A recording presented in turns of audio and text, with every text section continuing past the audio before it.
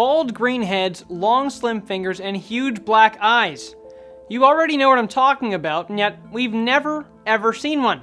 Still, so many of us think aliens are out there, floating in space, and plenty of people think the government is hiding what it knows from us. That's why 2 million people put on their tinfoil hats and proclaimed on Facebook that they would storm Area 51 to try and uncover humanity's biggest secret.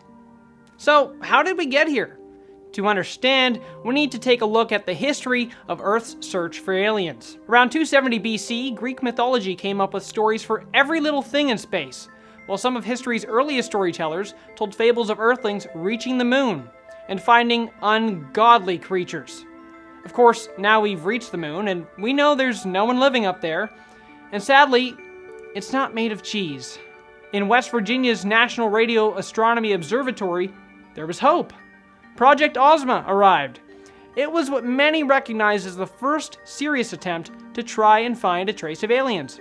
Astronomer Frank Drake led the charge in 1960, pointing a radio telescope into the sky to try and eavesdrop on whatever might be out there. There was no answer, but he did not waver, and he came up with a mathematical equation to estimate the number of otherworldly beings in space. Drake's equation says the number of transmitting civilizations in a galaxy is a product of 7 things: the rate that stars form each year, the percentage of stars that have planets, the number of planets per solar system that can support life, the percentage of those planets that have life, the percentage of those planets where intelligence develops, the percentage of species that have space technology, and the average lifetime of those communicating civilizations.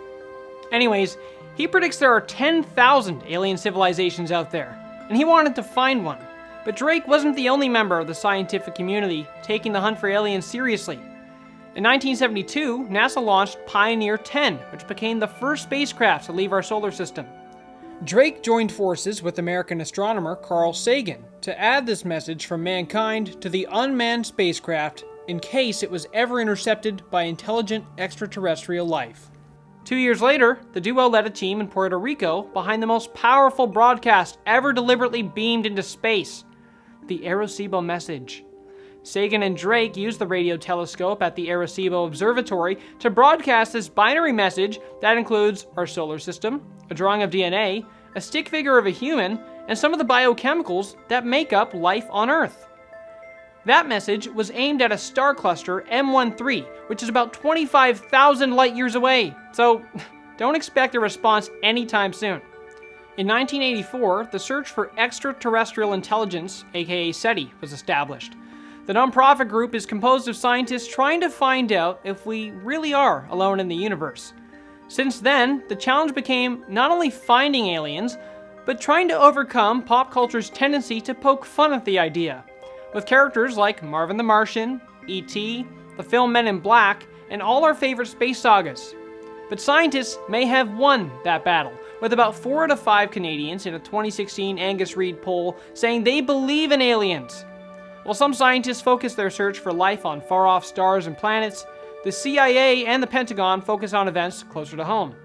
They've studied what they call unexplained aerial phenomenon for decades, leading some conspiracy theorists to suspect that the US is hiding UFOs and alien technology from the public in the Area 51 base in Nevada.